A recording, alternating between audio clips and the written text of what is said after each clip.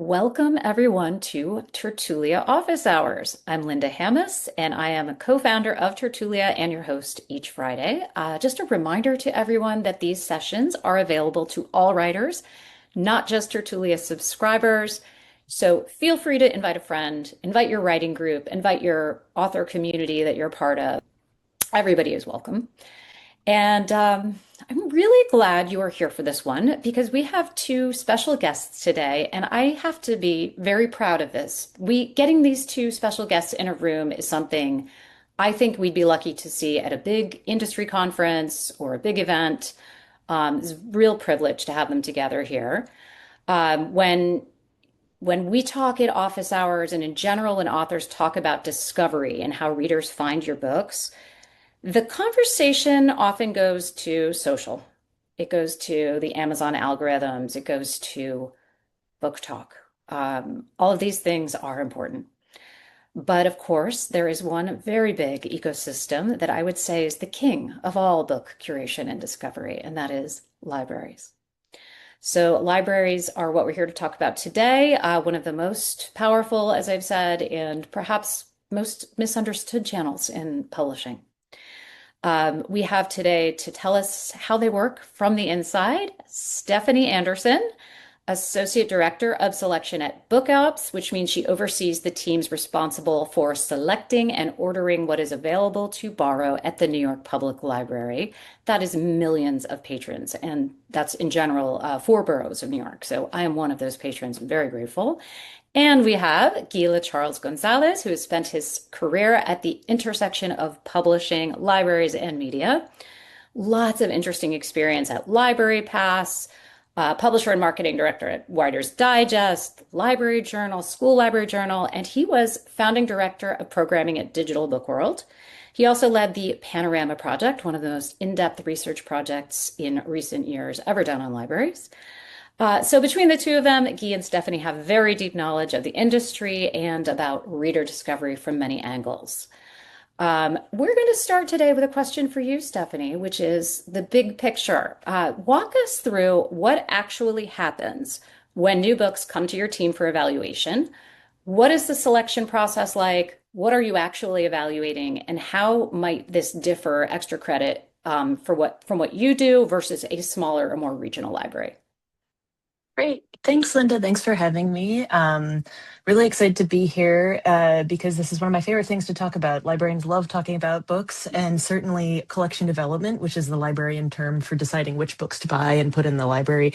It's something you could do a whole graduate school class on. So to sum it up in just a few sentences, the role of the collection development librarian is to use the library's collection development policy to make good decisions with other people's money about what should be on the shelves or on the digital shelves for the community to read. And what happens is, so for starters, at a big library like mine, we have multiple librarians who are degreed librarians who have many years of experience, not just serving the public, but also writing professional reviews, serving on committees, really, really deep knowledge of the things they select. And their job day in and day out is to look at books and make a few decisions. First and foremost, should we buy this book in the first place? Does it meet the criteria laid out in our policy? And then also thinking about how many copies should we buy? Which of our branches should they go in? Which fund are we going to spend it on? It is a really huge responsibility to spend other people's money, which is what collection development librarians do. So we use a lot of data to make those decisions. We pay a lot of attention to internal data, what's circulating, what's holding, what are patrons saying, what are our branch colleagues telling us. And we also look quite a lot about what's going on in the world. Like, what are people talking about on Reddit? What's getting awards? All of these different things. We're very, very what we call data informed. We're not data driven because ultimately there's a very human element to this work. But the data is important to us, particularly when it's patron information, because we are responsible to our patrons. We're accountable to our patrons, and it's important to us to meet their needs. So when we get a book, and we get lots of them, we get hundreds, if not thousands of things sent directly to the office every year, plus what we discover on our own.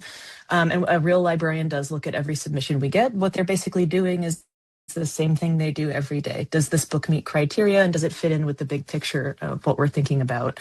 That's the nuts and bolts of it. And I'd say that process is pretty similar across the country. It's just a matter of who does it. So at a really big urban system like mine, we have a whole department devoted to doing it. In smaller urban systems, you may still have a department, it's just a little smaller.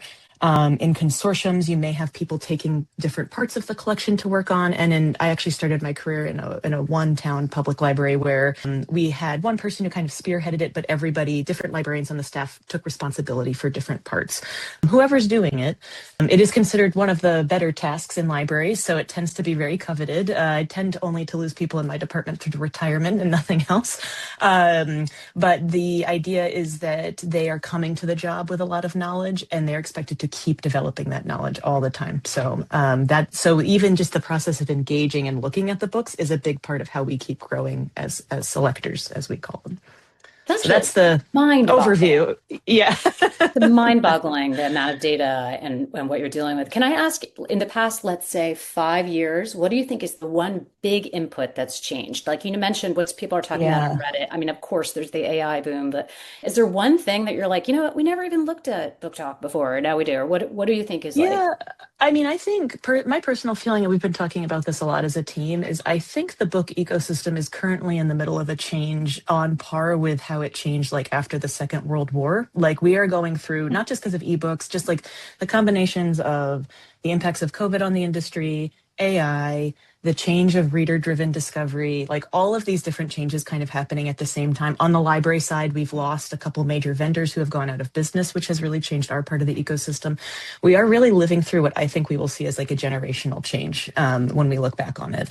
And I would say the biggest of all of those changes, from my perspective as a selector, is there's been a real change in how readers, adult readers in particular, discover books and what they decide to read. Part of that is TikTok, part of that's Reddit, part of that's all the Discord, it's all these different places. But I think you can even see an element of this in how, like, really the only way to make money in publishing right now, as far as I can tell, is to purchase a book that's already been self-published and is selling really well. That's where publishers are making money right now.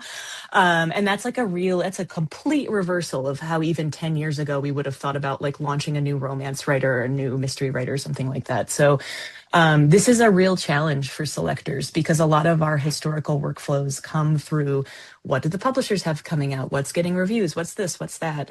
Which was still a lot of books to keep track of. And now we're talking about casting a wide net. And in particular, children's books and young adult books have always had a strong backlist element. Older titles have always been a huge part of developing collections for children. They've never been as big of a part of how we do adult collections just because adults are much more new driven as readers. But that is really shifting too. We're seeing a lot of backlist titles come back out of nowhere. Could be TikTok. A lot of it is, the 700 movies and TV shows that are based on books. adaptation craze? Yeah, Yeah. that's But the whole fascinating. industry is much more reader led. I don't know if Guy has experienced that too, but like the impact of how the way sort of the balance of power has shifted quite a lot, I think would be fair to say. Guy, you can respond to that, of course. I'm sure you have a lot to say about it. And I also wanted to just piggyback on that and ask when you led the Panorama project, which you can give, maybe a short description of what you studied. For everyone on the call, this was looking at library patronage, data, reader behavior, some of the trends Stephanie's talking about. What surprised you? Like, what were some findings that kind of challenged conventional wisdom or were like leading indicators of what we're now seeing as sort of conventional wisdom 3 years later in the publishing industry? So, to preface that, I dropped a link. So, a recent surprising discovery is that the Panorama Project website was disappeared. It was an OverDrive funded program that I think finally faded away about a year and a half ago. So the URL redirects to their website. So thankfully to a different form of library, the Internet Archive and Wayback Machine, I'm trying to rebuild some links to the work we did there. So what I dropped in the chat is a page on my website that has a couple of basic links to the Wayback Machine's archive of the Panorama Project. But I'm slowly trying to rebuild some of that myself because there was a lot of good work we did there. Sorry to So hear that. just a preface for that. So if anybody's like, hey, what's this Panorama project he's talking about? You won't find it other than right now there in the Wayback Machine.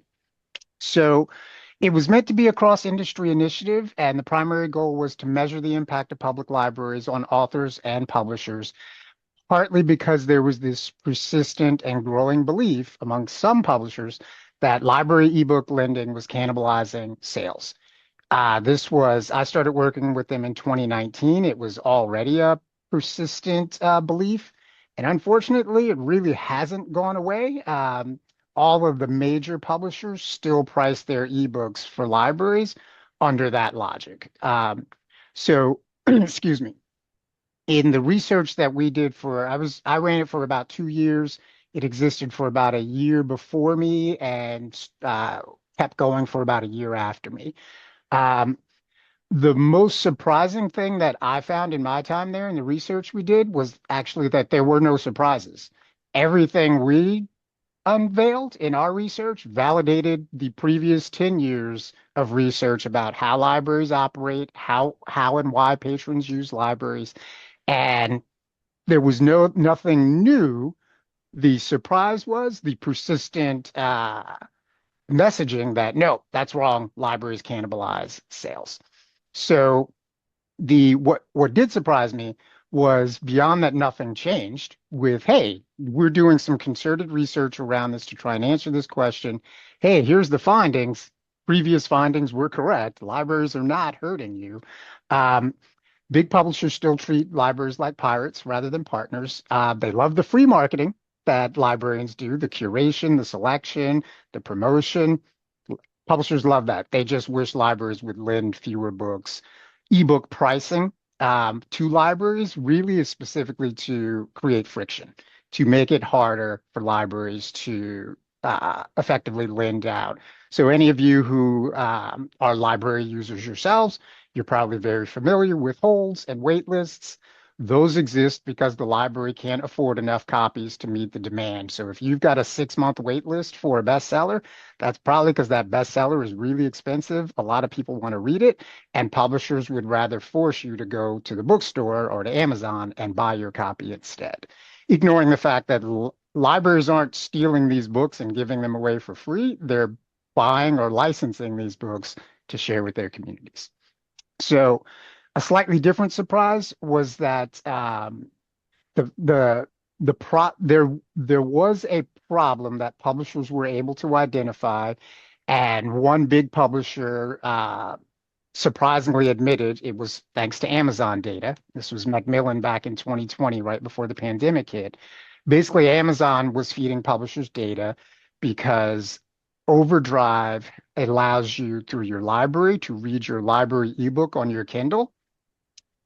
That backdoor is giving Amazon all kinds of what should be private data about you as a library user. So if you are a library user opting to read your library ebook on your Kindle, you're saying, hey, Amazon, here's some free data, not just about me, but about my public library.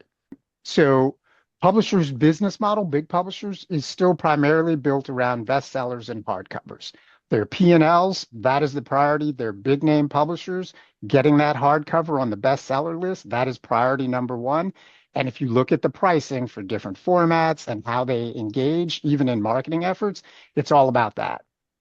The one discovery we did have in the research is there was a very small subset of authors who readers were deciding, hey, I don't want that $30 hardcover.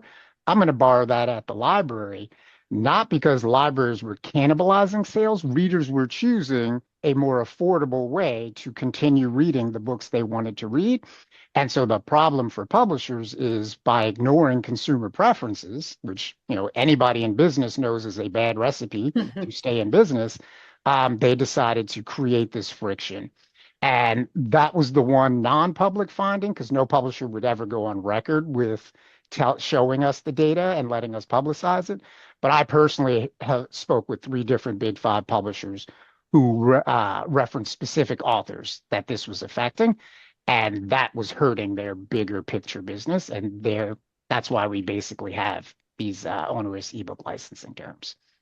This is fascinating insider stuff, Key. I mean, it is the ignoring of consumer preferences is such a theme in this discussion about book discovery. I mean, even what Stephanie was saying about the demand for backlist being a disconnect from the publisher obsession about front list and hardcover and not trying, there are, of course, some enlightened people at the Big Five who are really interested in how to revive and generate, ride the wave of interest on backlist, which is great. But it does seem like there's so many points of disconnect between consumer preference and publisher strategies. That's really interesting. We could do a whole session on that. But you know what? The people on this call are authors, and they're like, okay, this is all interesting, but what about me getting my book into the library? So let's kind of make sure that we cover that now that we understand a little bit more from Stephanie about how libraries make decisions. What is a realistic expectation? And this is for both of you, but let's start with you, Stephanie. For a debut author, relatively active indie author in particular, and I know the answer is different for a debut author published traditionally versus indie, who wants their book in a library. Is it possible? What does it take? What can you share, the good, the bad, and the ugly around that? Yeah, I mean, it's very possible. We buy debut authors all the time. We buy self-published and indie published work all the time. It's actually a very important part of our strategy to make sure that we're providing the best possible collection to our communities, because we know traditional publishing does have some of these gaps or places it doesn't publish well or doesn't understand. And particularly serving an extremely diverse city, that there are some just huge gaps that we find traditional publishing can't fill, and we're going out and looking to fill it otherwise. But to be honest, I mean, you know how many books come out every year. And like I said, we really do look at every book that's sent to us. We also do a ton of our own book discovery. It's an expectation I have for my selectors. Like, if you're a picture book selector, and we've got a great picture book selector, like, you're not waiting for the books to come to you. You're really engaging with the community, understanding what's going on, and all of these different things.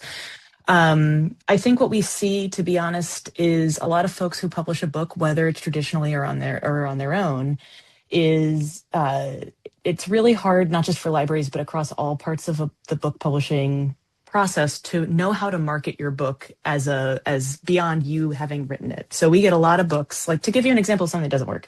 We get a lot of books that come with a letter that says, it's always been my dream to be on the shelves of the New York Public Library. It's like, yeah, no kidding. You sent me the book. That doesn't help me know anything about, like, your book, what's it about, and what does it mean to my community. So where we see people are really successful getting books to us, where we buy books because they've been submitted, it's because often I liken it actually to the process of applying for a job. Like, will you have more luck spamming your resume across 5,000 places and not customizing your resume or your cover letter? Or are you better off picking 10 jobs you really do have some interest in, tailoring your cover letter and your resume slightly, and really making sure that you convey to the person on the other side of that letter, like, I get what you're asking for, and I'd like to help. So I think, when someone writes to us and says, I've lived in New York my whole life, or, like, I know there's not enough books on this topic and my kid asked about it, so I went out of my way to write one, or, like, really helps us to understand why you wrote this book and why you think it belongs in the library, beyond, like, you just think it would be nice to have it in the library. Because again, like I said before, we're not spending our money. Like, I'm a taxpayer, so I guess the first book I buy every year is my own tax money. Everything else is someone else's money. So I can't just buy a book because I like you personally, or I think it's a nice cover or whatever.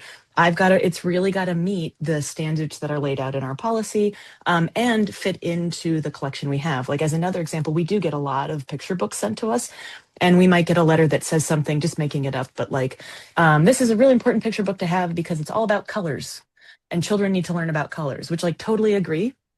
Like, I very much agree. But there's a lot of books about colors already. So if you're, and not just from you, but every year there's a ton of them. They're coming out from everybody. So, like, now if your book is unique because, like, you're in Brooklyn and it brings that in, or if it's unique because, like, it's bilingual in a language that's hard for us to acquire, has some kind of lens on it that really is meaningful to our community, that's interesting. But I think that's hard, not just for libraries, but generally selling your book, taking off the writer hat and putting on, like, the author hat and being like, now I'm selling. It's the same for libraries too. And I think the other thing to be realistic about is, as Guy says, we're underfunded. I started in retail book selling, which is a really different way of buying books. Libraries have a lot more rules around how we can spend money, right? So, like, I have probably fewer rules than many libraries, but I still have a lot of rules. Like, the city of New York has a fiscal year. I can't buy books right now because we're in the fiscal close process. So, like, if your book is coming out next week, I have to wait until fiscal close is over in mid-July to buy it. There are different funds that can only be spent on different things. And, like, some of those things we can move around, some of them we can't. Another really big one is, like, is it a place I can even buy it? Is it in Ingram? Is it in OverDrive? Is it in OCLC? Is it in all these different places? We have a little more freedom than some libraries. Sometimes we can buy directly from an author, but some libraries never will. In fact, most libraries never will because there's a lot of rules about how you can spend public money. And you can't just be sending checks or credit card payments out to random people all over the country. Taxpayers don't like that. But that's really important too, just for all of our processes. I think someone in the chat had asked, well, what if we donate the book? This is another really important thing to clear up because believe it or not, the time it takes, the staff time it takes to process donations generally costs more than the book itself. So we're not against donations, but generally even submitted copies, we just treat as review copies. So we do not add to the collection. We buy the book if we're going to buy it because all of our workflows here, over 1 million items are processed and linked in this building every year. So if it's a book we can't buy or, it's out of print or it's in a language that's hard to acquire, sometimes we'll add those donations. But donating the book makes no difference to us because ultimately the thing we have the least of, that any public servant has the least of, is staff time. So we're going to use the process that allows us to like maximize that staff time and use it efficiently. So yeah, and then I think, on top of that, and I can put some links in the chat when I'm done talking, like we're looking for a lot of other important things like that are really easy to miss if it's your first time. Like, did you bother to get an ISBN? Is the title on the spine of the book? Have you followed copyright law? Which is surprisingly often the answer is no. Is the price point reasonable to the book you're publishing? Like we've gotten things where it's like a $32 leveled reader. Like all of understanding really where your book fits into the market is important because like every other sales chain, we're measuring you against the rest of the market. You have illuminated so many answers to my questions and the questions of people on this call, Stephanie. That's super helpful. So let's say I am an indie author. My book is distributed through Ingram, and I send you a letter. One way to optimize that would be frame it up with relevance to the community, differentiation of other titles, maybe comps. Um, Lead with the book and the market and not with me, the author. All makes sense. And then that donation, so to speak, is really what you would kind of actually call professionally review copy, whereas most likely administratively, you are shredding that review copy and purchasing the book if you decide to add it to the collection. Super helpful. Yeah, Okay. that's right. Because I think I should clarify too. That is really important. The review copies have actually become more important since the advent of AI slop, which has really ruined and changed a lot of our workflows. We are not, from a policy perspective, unable to purchase books created with AI, although I have yet to assess one that I felt met our selection criteria. But the policy doesn't prohibit us because it could happen. But it does mean, especially because a lot of this AI slop is being pushed with like deliberately fake and malicious metadata. There's a lot of really bad actors in the space that we find that we can't just trust out of hand the metadata we see on Ingram or OverDrive or somewhere else. And we are doing a lot more of being like, I have to see this book before I buy it, particularly books for children or anything that's illustrated. So yeah, that is super helpful. And I should clarify too, because someone will ask, is like, well, could I send a digital one? I know it is expensive to send books to the mail, even media mail. And the answer is no. My IT department is really not crazy about me opening random attachments from everybody in the whole world. So again, this is why we think of it as an investment, and we encourage people to think of it as a marketing exercise. If you're going to spend $10 sending a book and put it in front of us, like really take your time to understand and make sure that it's a good fit for us and that you've pitched it to us that way. Fascinating about the AI slop. Yeah, it makes total sense. You got to see the real deal. Okay. All right. We've talked about an author sending in a book and how to frame that up and what the expectations should be. Let's open it up a little bit more. So when I'm thinking about my strategy to get to people like Stephanie, and this is for both of you, and maybe you can start with this and then hear what Stephanie has to say. What are the other things that I should be doing in the world of probably mostly reviews, but you tell me, other marketing channels, how should I think about getting in front of librarians, conferences, reviews, which reviews matter, which ones don't matter, what are the pitfalls and the risks of investing in reviews? So I'll start broadly, real quick to answer a question I see here in the chat, just because I'm personally familiar with it. So the Indie Author Project spun out of something that was originally called Self-E, which I helped launch when I was at Library Journal. That commercial collection was kind of the long-term goal to actually be able to pay authors, and they finally pulled that off. That is one of your best ways to get into libraries because librarians are helping curate those collections. So there's the top layer of I forget what they call it now, Indie Author Project. There's the top layer where you can submit your digital copy of your ebook to get into your statewide local collections as basically a donation. That's kind of your backdoor. Hey, I just want my book in the library.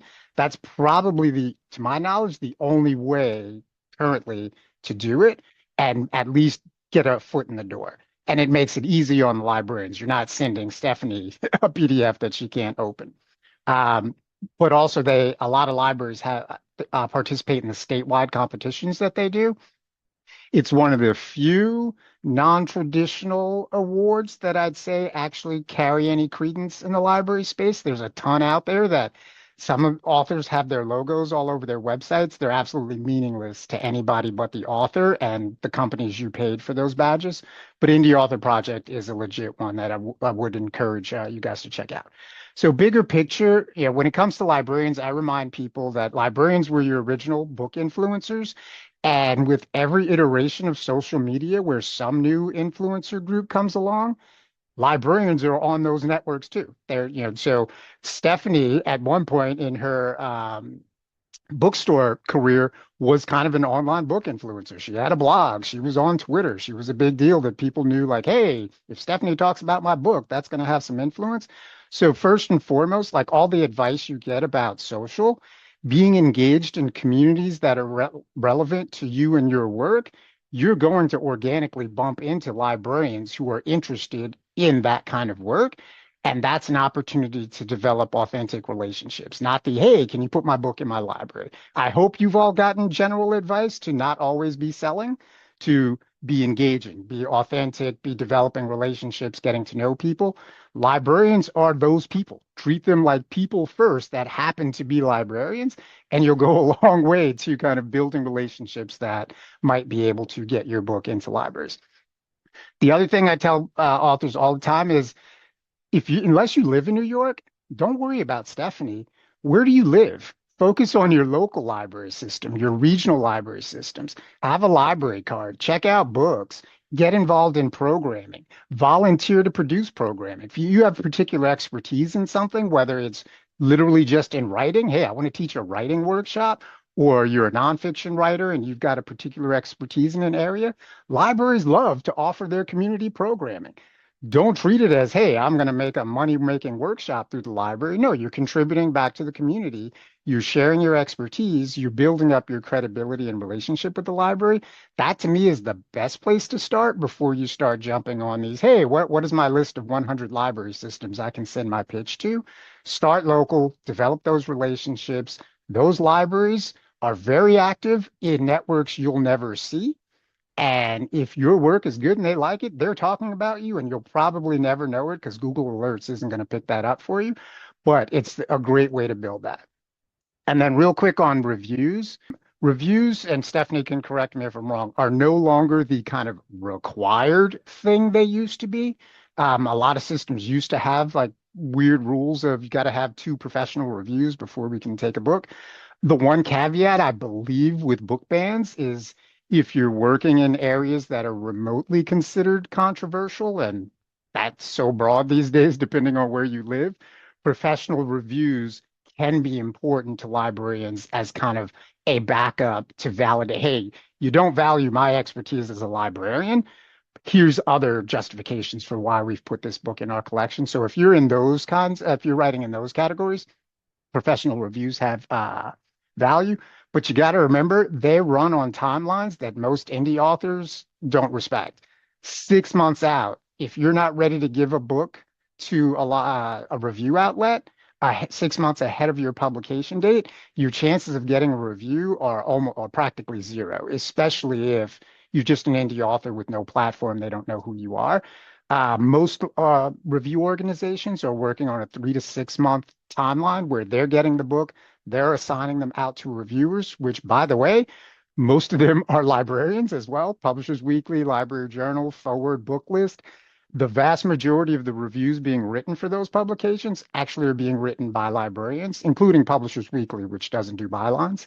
Um, So on understanding that timeline, you need to think publication date, work 6 months backwards. That's your bare minimum starting point to get review copies out into publisher professional circles in hopes of getting an advanced review that could potentially drive pre-orders and get you on librarians' radars.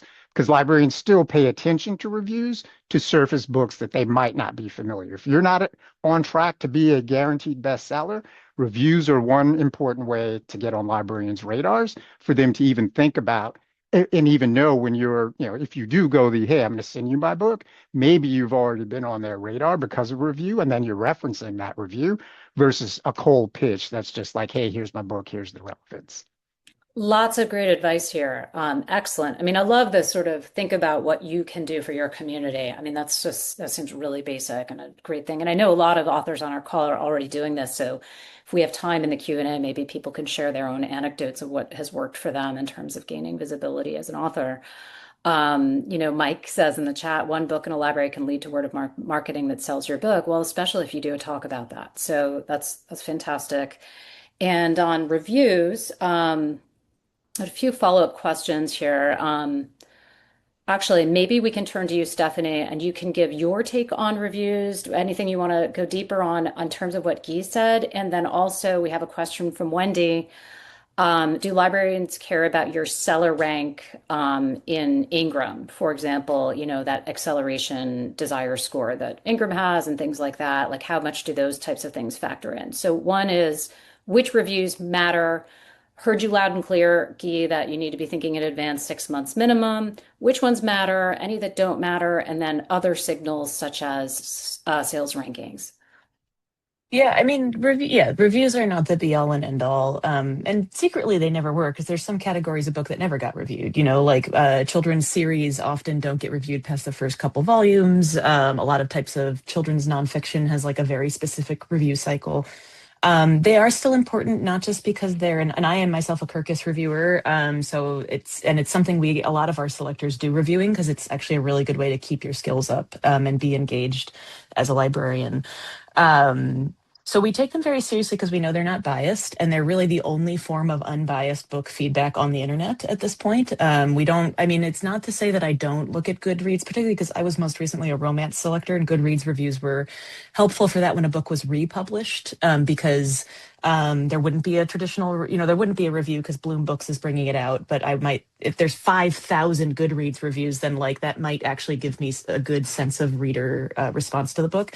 But yeah, Goodreads and Amazon's reviews, like they're not nothing, but we also have to take them with a tremendous grain of salt because we don't know who wrote them and we don't know if they're qualified.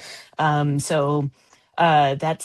is a place where reviews help. There are also a lot of librarian workflows that are very long standing that build on reviews. So like a lot of librarians might start their monthly fiction buying by running a search in Ingram or whatever vendor they're using that's like, show me everything with these BISAT codes or with this type of book that's coming out in 90 days and has a review from one of these review journals. It's just a way to start because otherwise where do you start? As opposed to when I was in book selling, you start with the catalog, you start with the publishers. Librarians start the other way around. They start with the category and the time when it's being published. And then reviews are a really good way to just, what we say in our office is cast a net. Think about like how big of a net are you casting and what ocean are you casting it into? So the reviews are a good way to surface books, but they're not the be all and end all.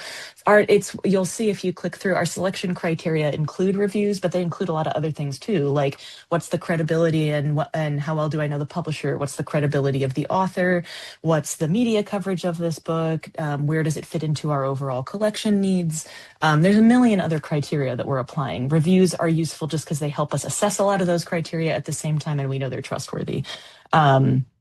So they have value for sure, but also I will be very clear, even at the New York Public Library, there are plenty of books from large Big Five publishers with at least one trade review that have come out in the last year that we did not buy. for one reason or another. It just did not meet our needs, or we didn't have the money for it, or any other number of things. So I would never want anybody to like put all their eggs in that basket. I do want to reiterate what Guy said, particularly if you're writing for children and teens. Many school libraries in this country now literally cannot buy a book without a review. That is just an impact of the intellectual freedom issues happening in this country. And yes, in New York, this is not a problem, although we get book challenges like everybody else. But there are libraries where this is a very serious challenge. So again, it's about knowing your part of the market well enough to know, like, is this really impacting where I'm publishing, and is it something I need to talk about? So yeah, I'm sorry, there was a second part to that The question, Linda, second part that's of the flown out of my head. question, which people are asking about also in the chat, is other signals in terms of like Ingram Ah, Demand Score, Amazon. I don't know if somebody asked, but that was a natural Amazon score, bestseller status, etc. yeah, I mean, I look at the bestsellers several times a month, and I don't just look at the Times. I look at PW, USA Today, the new Indie Publishers Caucus Top 40. There's a bunch of like more niche ones. As you were saying, like a big demand more for us is like when I was a romance selector, I was just following I was part of a lot of romance communities. So like if I saw a lot of people talking about a book, whether it was a bestseller or any of those other things, like that was a signal to me. If I saw a book more than once naturally in all of these different spaces, I was like, oh, that's interesting. I keep hearing about that book or that author. I mean, you should know, if you know any librarians, like librarians really like knowing things, and they really like knowing things that nobody else knows. So it is like a point of professional pride to find this stuff before our readers and dig in and be really aware of what's happening. So we want, when it finally gets to a reader and they're like, I wonder if the library has it, like we want to be there already. We don't want them to have to fill out a form and ask for it. So in that sense, the demand signals are really different depending on the books. I honestly did not even know Ingram had a sales rank. I don't know that I've ever used it in selection, and I don't really pay any attention to Amazon sales ranks because I'm well aware of all the ways they can be gamed. In general, a lot of SEO stuff, we're pretty hip to that, like because a book might look really good at first because it's like top in its category or whatever, Google, whatever people do. But then when you scratch the surface even a little bit, if there's nothing there, you're like, oh, okay. Like even some USA Today bestsellers, we know there's ways to game that list, so it's still something that we're double checking. That's great Um, to hear. Thank you. That's really yeah, helpful. Um, yeah. yeah, thank you, Guy, for putting in the chat. In terms of school library reviews, school library journal, book list, Publishers Weekly, Kirkus, among others, we have a lot of children's books authors in our community. So take note of that, and we'll make sure to follow up and let everybody know if they don't already that those reviews have meaning. Oh, That's this is great. one quick point to follow Stephanie's last point. Um, with all the love in the world for independent booksellers, librarians or professionals, they are the least likely to fall for the various publishing tricks that can make your book look more successful than it is. You might get one over on a local indie bookseller who's not as familiar with stuff. You're not gonna, none of those tricks are gonna work on most librarians. They're literally trained professionals. That's And it's time that's better spent doing the stuff we already talked about. Like, I don't care if your book ever made a bestseller list or it was number one in some obscure Amazon thing. I care about what does it mean to my community. Like, my community is very vocal. The staff that I serve are very vocal. Like, I know what they are looking for, and so that is the match I'm looking for ultimately. And again, that's hard for you. There's no way for you to know specifically what I'm looking for. In the same way, when you apply for a job, you don't know what's most important to the hiring manager. But I think the more you understand your piece of the business and where you fit into it contextually, the better job you'll be able to do, like explaining why you think this is a book that I should take a look at. super helpful. I see a comment from Wendy in the chat, and I want to also open it up to questions. Anybody, feel free to ask your question in the chat, and then I can also call on you to unmute and expand upon your question. But she said, I've often led story time and author visits at public elementary schools. She's done it at 24 public schools, and teachers and principals are offering the link to parents to send out to purchase the book. That's the kind of hustle I'm talking about. That's great. Mm-hmm. Yep. And the more Mm-hmm. you do it, the more word of mouth gets around. If you can have a social component to it, that's cool. A video, that's really smart. If anybody else has similar anecdotes, whether in children's books or others, in terms of what's working in their communities, I always love to see you guys helping each other and sharing those success stories. We've got Lanning saying Amazon KDP wanted to put a bestseller badge on my cover. What a sham. Yes, that's what we're talking about. I hear you, Lanning.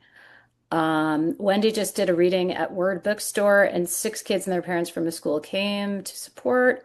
Oh, Bruce had a question. He had a good review, a strong review from Book Life at PW, but it got lost among the hundreds of others.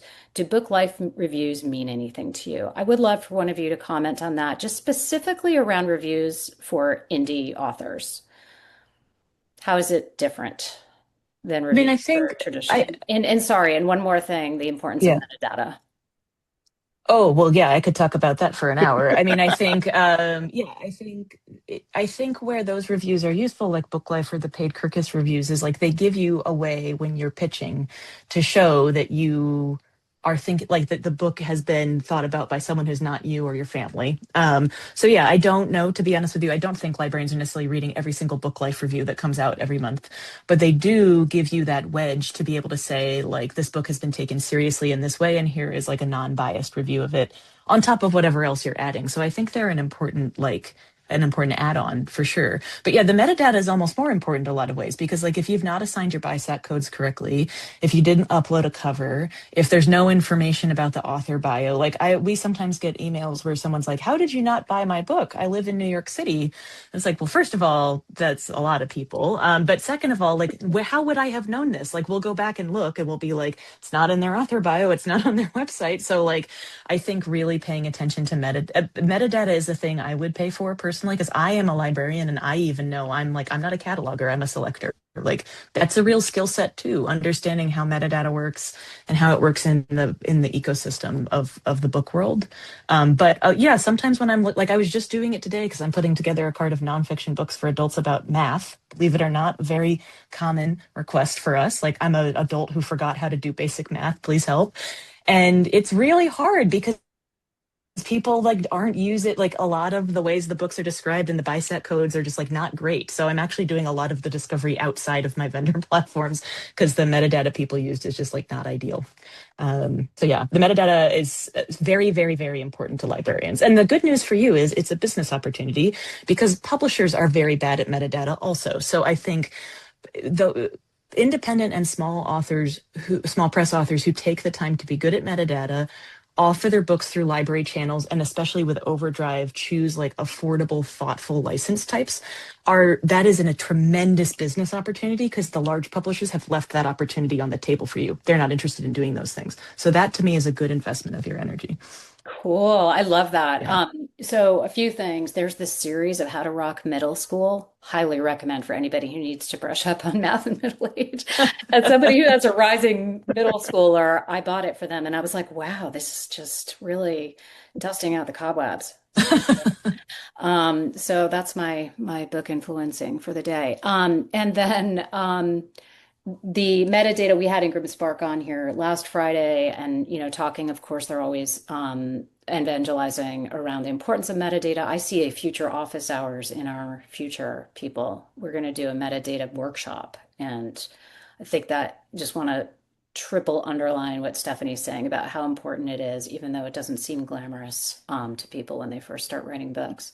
Super important. One quick note on the paid reviews. Everybody should understand there's a kind of what's the right word? Ranking of there's a lot of paid review opportunities out there. Kirkus is kind of considered the best in terms of if you have to pay for a review, get it from Kirkus, but be prepared for them to tell you they hate your book because that's kind of what Kirkus doesn't care about your feelings. Book Life tends to want to find the best.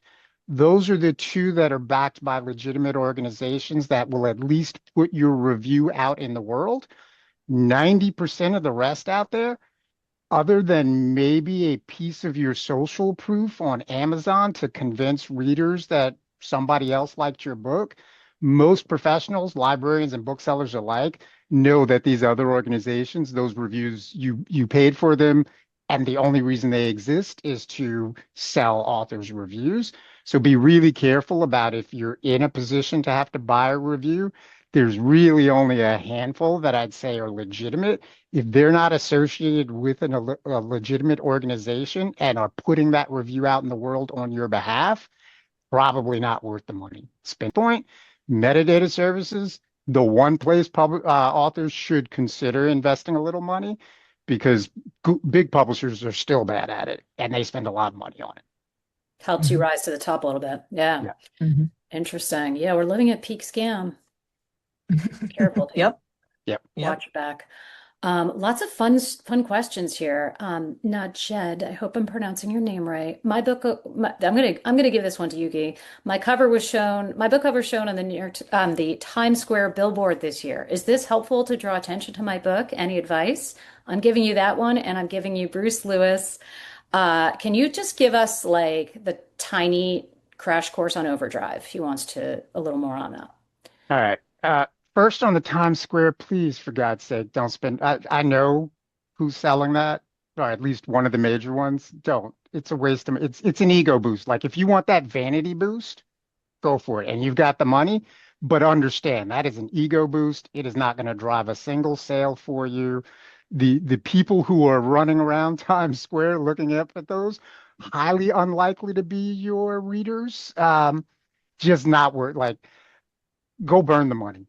Go donate that money to the library with a copy of your book. Anything would be more effective than paying for that. The only thing worse than that is, hey, we'll turn your book into a Hollywood script.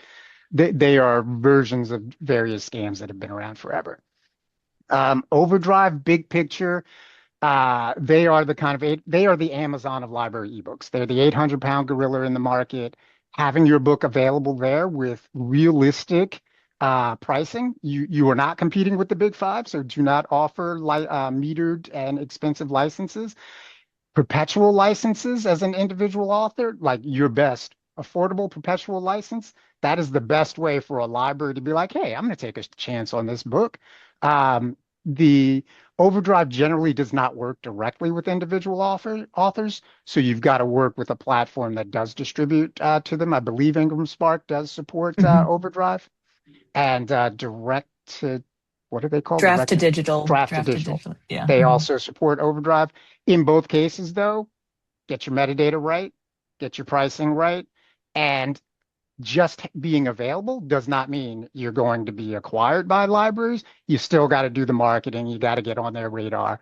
But those two things will, when you are on their radar and available in OverDrive, will ensure that you've got a much better chance of being added to a collection. Get the price right and get your metadata right. And give predictability in terms of the perpetual usage. Nobody likes lack of predictability. Yeah. So that pricing and perpetual.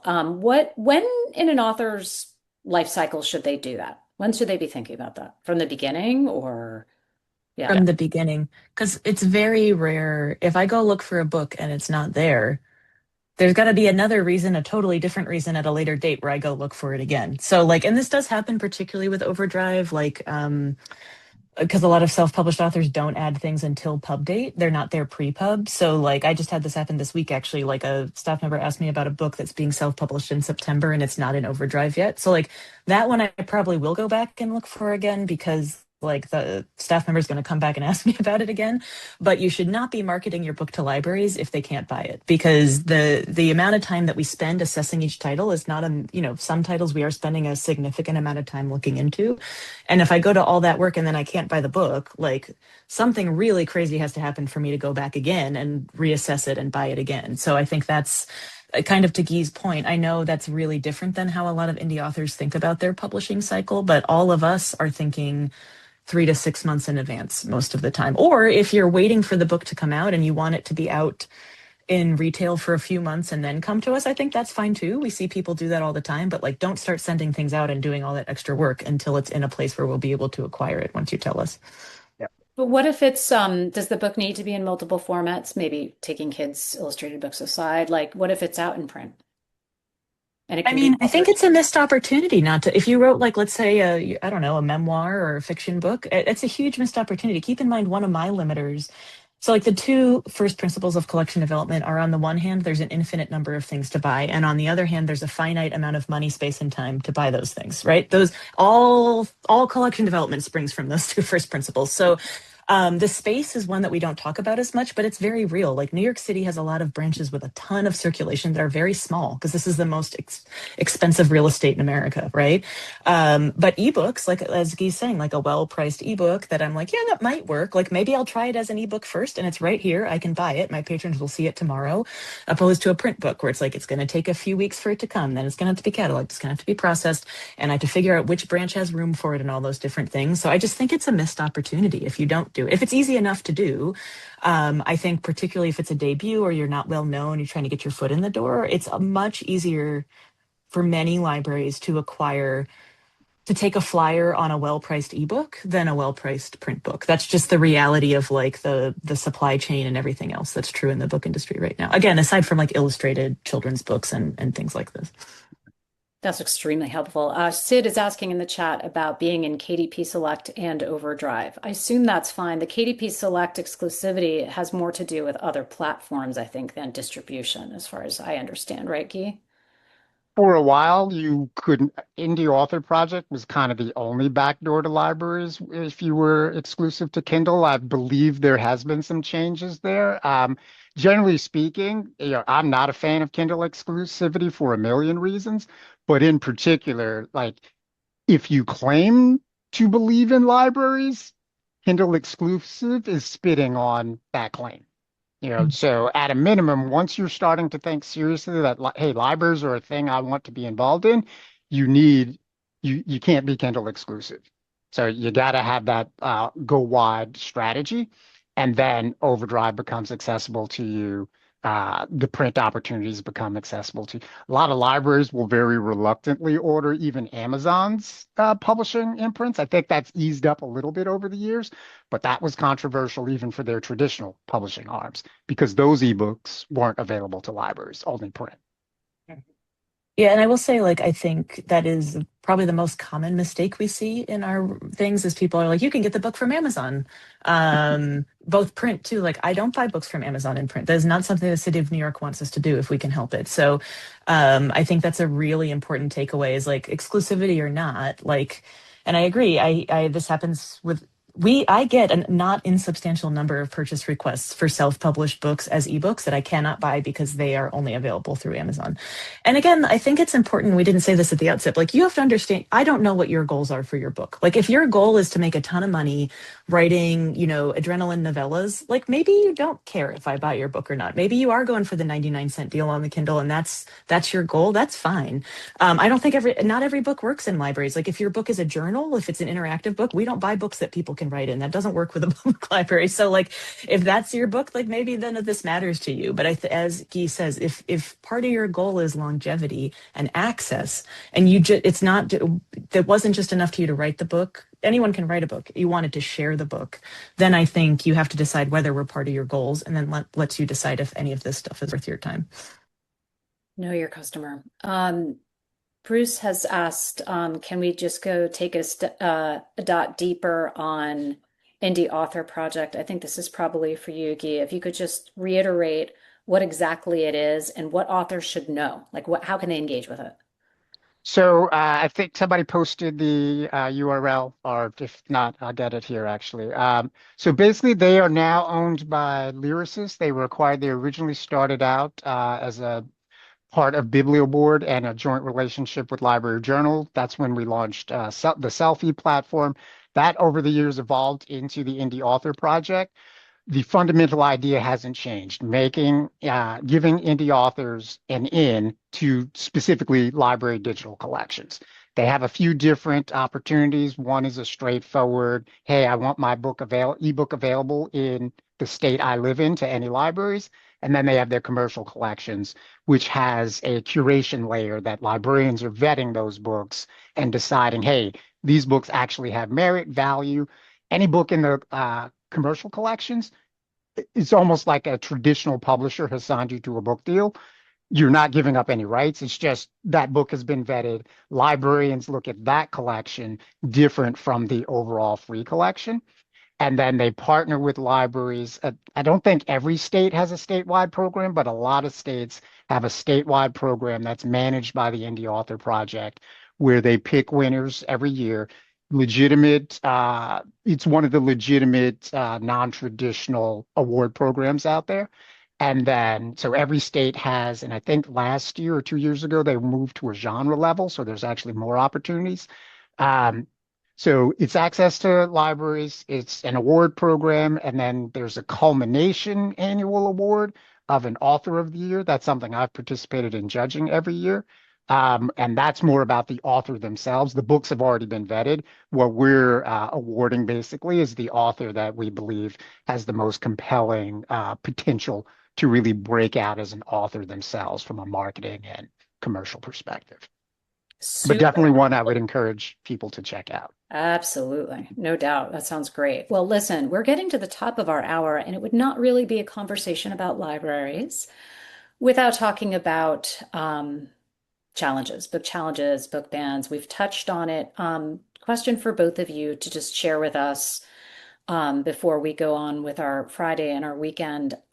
Stephanie, your thoughts on just how it has changed, how these challenges have changed what you do. You touched on it a little bit.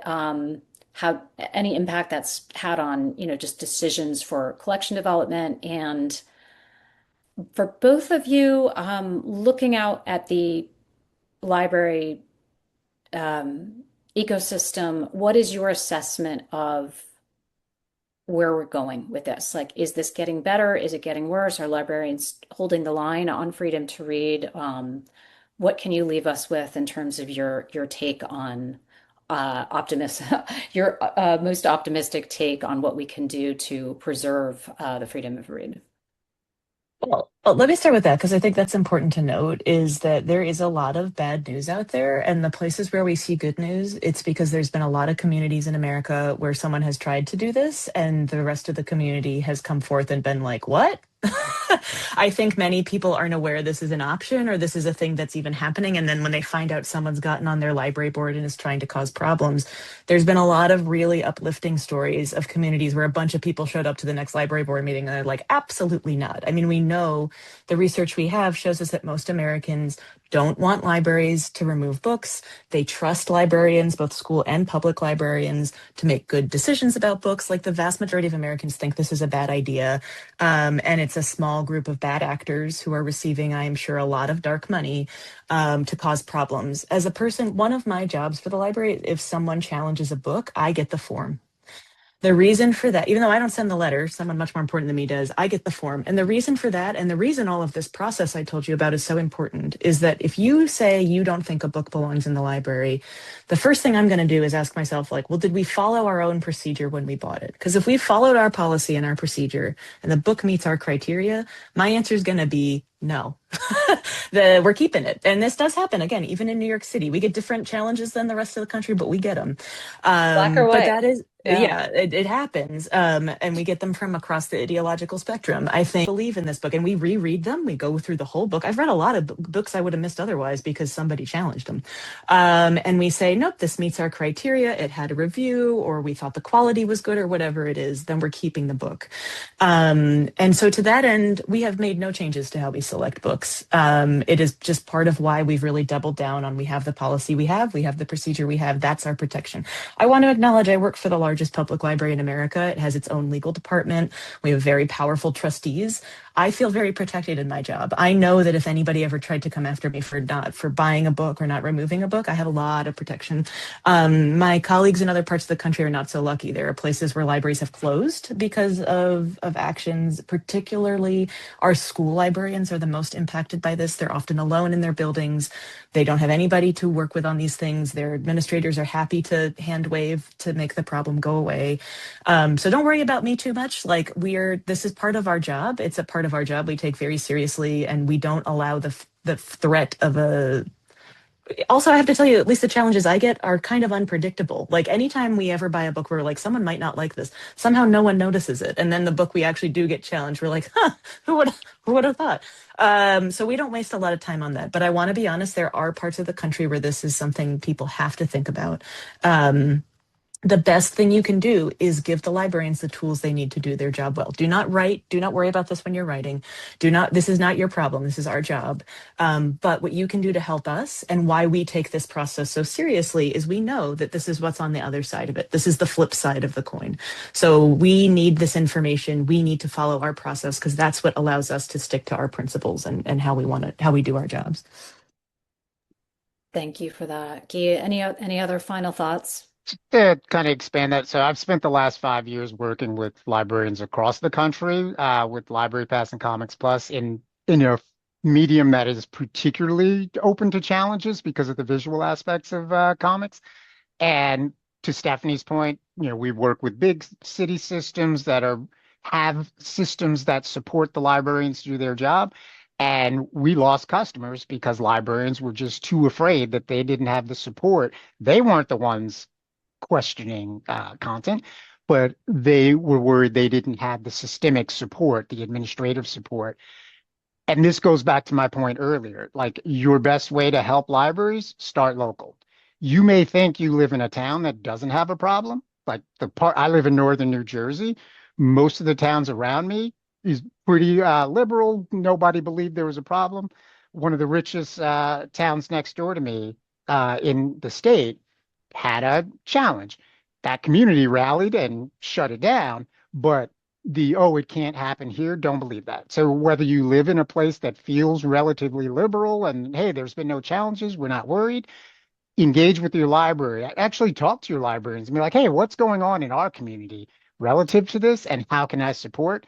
If you live in an area where these are challenges, get informed about what's happening, understand what the library's policies are, and understand how you can lend your support there. That is probably for some of you going to be the best way that you can show how you can support the library. Um, so yeah, be aware of what's happening at the local level, and also be aware that a lot of that activity isn't actually local, even if there's some local proxy pretending that they're the ones doing the complaining. Absolutely. This is our final crash call to action on how to be a citizen today. Small things you can do that make a difference as a reader and a writer and a citizen. Wow, I learned so much. This was pragmatic. It was inspiring, awe-inspiring what you guys do. It is like really mind-boggling.